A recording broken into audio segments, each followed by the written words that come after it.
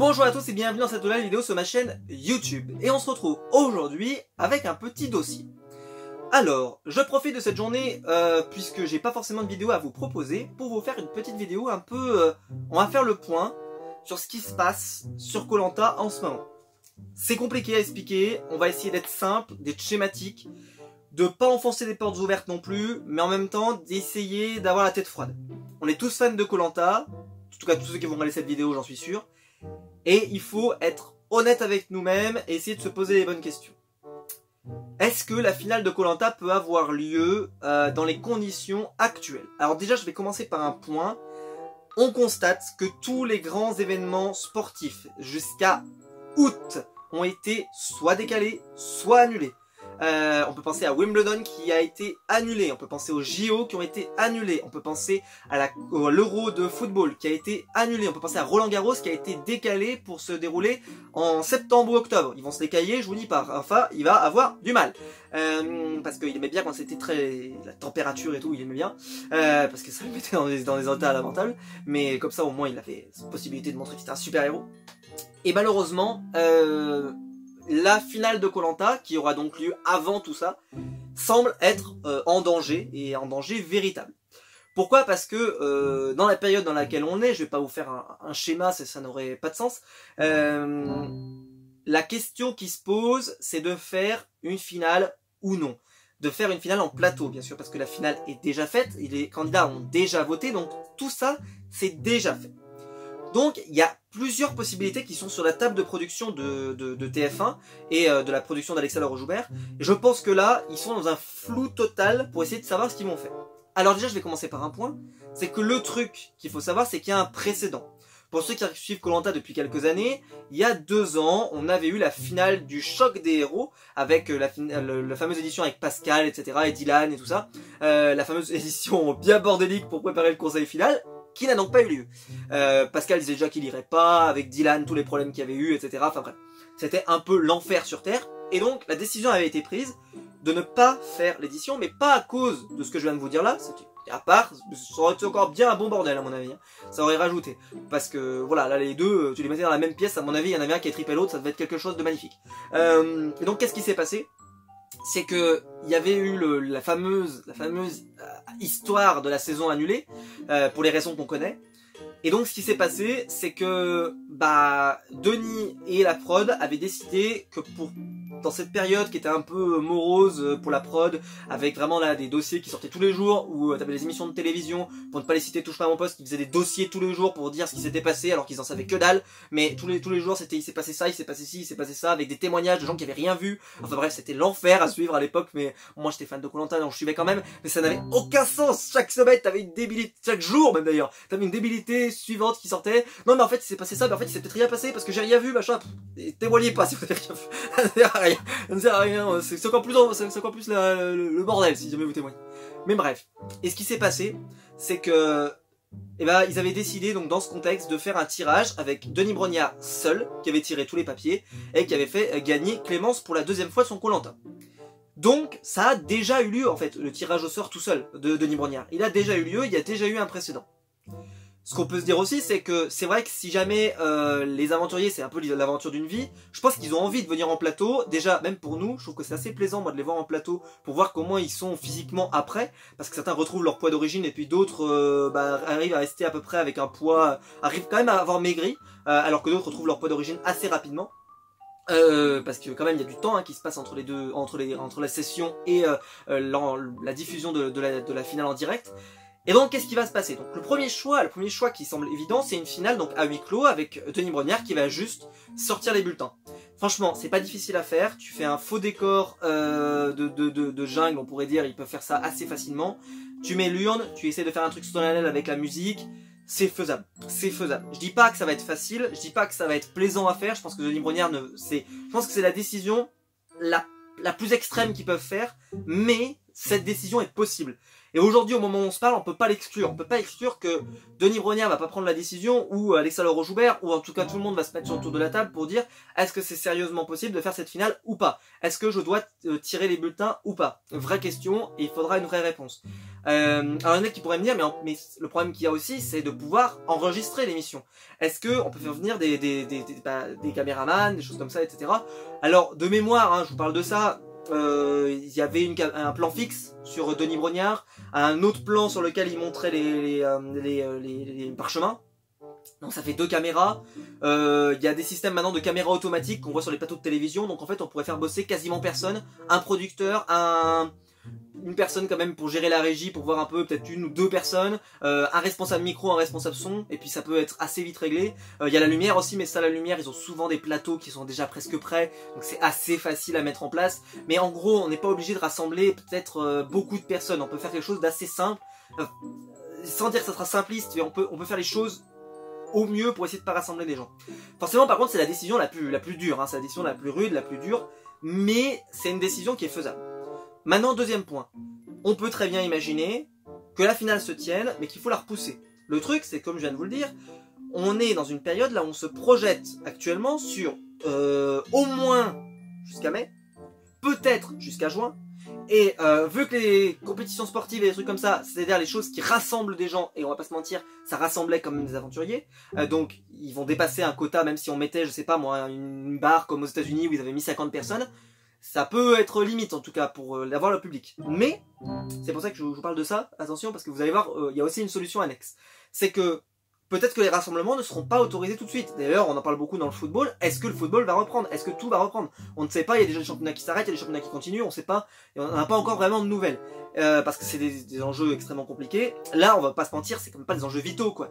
Denis peut faire le tirage au sort seul.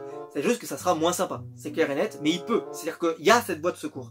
C'est rassurant d'ailleurs. C'est-à-dire qu'ils n'ont pas besoin de faire revenir les gens pour voter, quoi. Non, ils ont déjà voté, le résultat est déjà prêt, il n'y a plus qu'à le faire, quoi. Donc c'est ça qui est assez plaisant.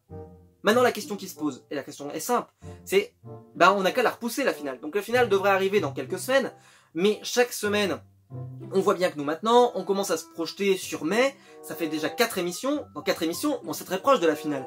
Donc ça veut dire qu'il restera très peu de marge d'erreur pour essayer de se poser la question de est-ce qu'on la diffuse ou pas. Et derrière, peut-être qu'on est en train de parler, peut-être que ça jusqu'à juin. Et si ça dure jusqu'à juin, qu'est-ce qui se passe puisqu'on a du mal à imaginer qu'on pourrait avoir une période moins longue que nos voisins, qui eux ont commencé parfois plus tôt et c'est toujours pas fini. Donc il y a des vraies questions qui sont en train de se poser pour la production et d'essayer de pas être pris de court et de pas essayer d'être pris de court. Donc qu'est-ce qui va se passer? C'est ça, c'est simple. Il n'y a pas de 153 possibilités possibles. La possibilité, c'est de découper tous les épisodes en 2 jusqu'à la fin, ce qui fait que ça doublerait le nombre d'épisodes. Et alors là, au lieu ça se termine donc en mai-juin, ça terminerait quasiment jusqu'à juillet.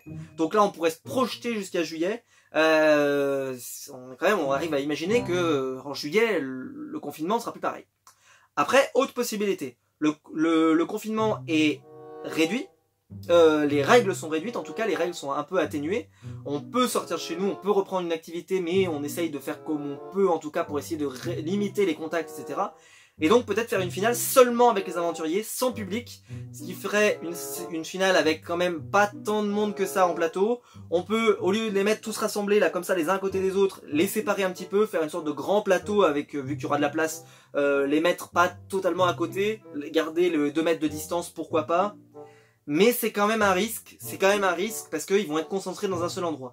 Aux États-Unis, ils avaient pris la règle pendant un long moment que les rassemblements de 50 personnes étaient autorisés. Puis après ils l'ont abaissé, puis après bon c'était la catastrophe. Est-ce que justement on va pas avoir un déconfinement par étape et que peut-être à ce moment-là, un Koh-Lanta avec seulement 30 personnes dans une salle, ça peut peut-être se faire limite en termes de production, mais ça peut être limite jouable. Puisque comme je vous l'ai dit, ça demande pas forcément énormément de matériel, même si c'est sûr que c'est sur un plateau, là, il y a tout le son, toute la lumière à gérer, tous les plans de caméra, c'est beaucoup plus de monde en fait, donc c'est toujours le même problème. Hein. Plus ils sont nombreux, plus ça pose de problèmes pour la suite. Après, il y a la seconde possibilité, et moi c'est la possibilité que j'aime le moins, personnellement, c'est on diffuse un épisode, mais toutes les deux semaines. Alors moi j'estime que Koh-Lanta c'est feuilletonnant, Koh-Lanta. Et je pense que pour TF1, c'est absolument inconcevable de diffuser un épisode sur 2. Alors il y en a qui vont me dire, oui mais bon, c'est déjà le cas avant, des fois il y avait des épisodes, il y avait des trous avec le foot, je ne sais quel, les enfoirés, enfin, oui c'est vrai. Mais souvent quand il y avait ce gros événement-là, en fait, pour TF1, ils étaient prêts à diffuser, à mettre quelque chose à la place à cet endroit-là, parce que bah, ça allait rapporter encore plus de téléspectateurs qu'un Koh-Lanta, on pourrait schématiser, c'est-à-dire que c'est le foot, c'est un grand événement, c'est quelque chose en tout cas qu'on ne peut pas bouger et qui est très important. C'est pas le cas là. Là, ils vont devoir forcer. Vous imaginez un vendredi soir où ils mettent Joséphine Ange Gardien? Et donc, le risque qu'il pourrait y avoir, parce que c'est un vrai risque pour TF1, c'est que tu mets Joséphine Ange Gardien, mettons. Je prends schématiquement, j'ai rien contre Joséphine Ange Gardien, mais je prends parce qu'ils ont ça en stock. Je suppose qu'ils ont des milliers d'épisodes de Joséphine Ange Gardien. Je sais pas combien il y en a, mais ça doit être complètement fou. Eh bien, ils arrivent, ils disent bon, on diffuse Joséphine. Les mecs se barrent. Parce que moi personnellement je vais pas regarder ça m'intéresse pas du tout. Ils se barrent, est-ce qu'ils reviendront la semaine d'après? Mettons ils vont sur la série de France 2 ou je ne sais quel programme et ils trouvent ça sympa, ils peuvent très bien y rester et ne pas revenir. Et bon, moi personnellement, même si je trouvais un truc génial de l'autre côté, je privilégierais toujours Koh-Lanta parce que je suis fan.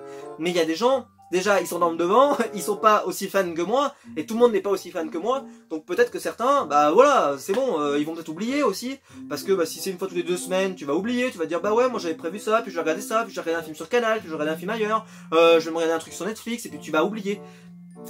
C'est une période quand même, il faut que ça soit, moi il faut que ça soit rythmé.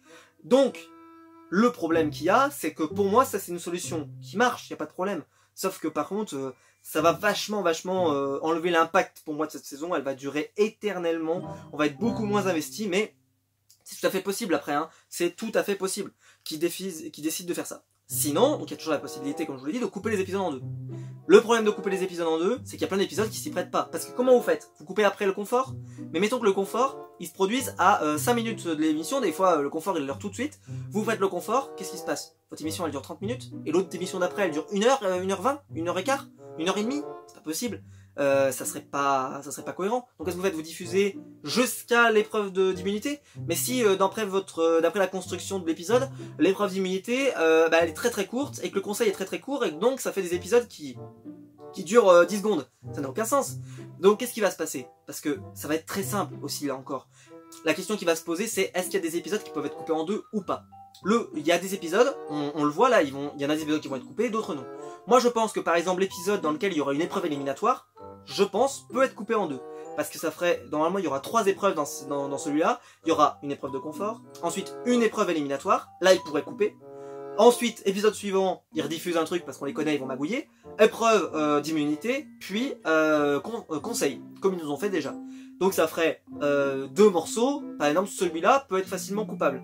Est-ce qu'il y en a d'autres qui peuvent être coupés? Bah, la finale en elle-même peut être coupée. On peut avoir la partie sur l'orientation, 1 heure de programme, et la suite, c'est-à-dire les poteaux plus le conseil final, plus le conseil en plateau, s'il a lieu, qui pourrait faire l'objet de 2. Donc déjà, on peut gagner déjà deux soirées pour moi, sans que ça soit vraiment problématique.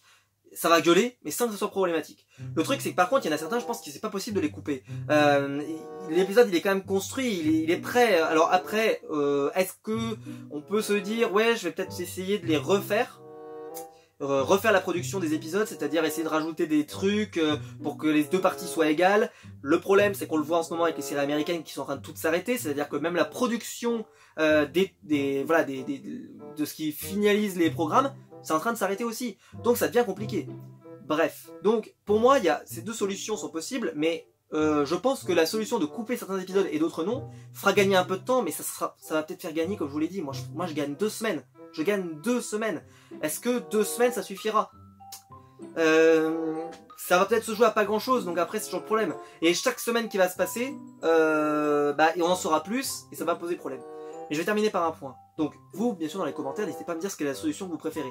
Est-ce que vous préférez sans public, sans personne, donc juste avec Denis? Est-ce que vous préférez qu'on découpe les épisodes les uns derrière les autres, tous sans exception? Est-ce que vous préférez qu'on en découpe que 2 et prenant le risque qu'on ait quand même la finale en huis clos? Ou alors un épisode sur 2, et là on va jusqu'à quasiment jusqu'à juillet, et là ça nous laisse quand même une grosse marge. Peut-être qu'il ne changera pas le destin de Koh-Lanta, peut-être que ça sera quand même à huis clos. Bon, j'en sais rien, à ce moment-là, on verra.